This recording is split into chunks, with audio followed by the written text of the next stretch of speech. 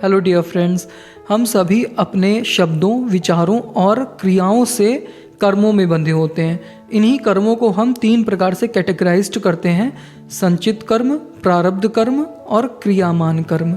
आज इन्हीं 3 कर्मों को हम एक एग्जाम्पल से समझते हैं। एक धनुर्धर अपने कंधे पर एक करतस रखता है और उस करतस में वो कई बाण रखता है, हाथ में धनुष रखता है। तो वो जो बाण है वो उसने सालों की तपस्या से इकट्ठा किया होता है। जैसे आप अग्नेय अस्त्र कह सकते हैं या नागपाश कह सकते हैं। इस तरह के अलग अलग बाण उसने रखे हैं।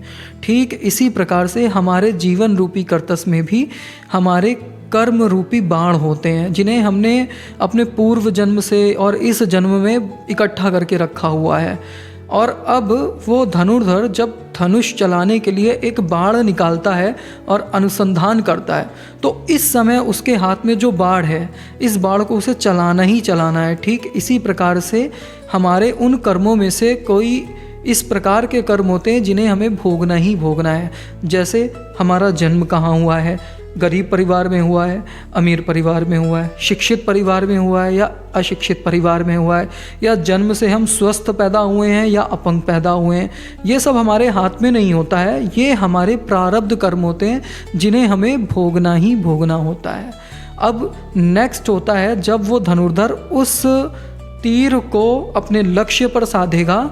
अब ये डिपेंड करता है कि वो कितना एकाग्र होकर अपने लक्ष्य पर उस तीर को साधता है या लक्ष्य विहीन होकर गलत दिशा में तीर चला देता है। ठीक इसी प्रकार हमारा क्रियामान कर्म होता है, जो अभी प्रेजेंट हमारे हाथ में है, हमारे वर्तमान में है।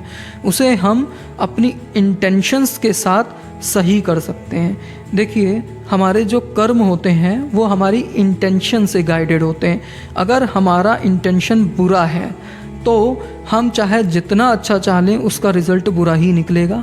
और अगर हमारा इंटेंशन अच्छा है तो लोग हमारा चाहे जितना बुरा चाह लें, हमारा अच्छा ही होगा। इसलिए अपने क्रियामान कर्म पर ध्यान रखें, इंटेंशंस अच्छी रखें, अच्छा होगा। Thank you. इंस्टाग्राम पर फॉलो करें, यूट्यूब पर सब्सक्राइब करें। वस्टेन with doctor Arvind. Thank you.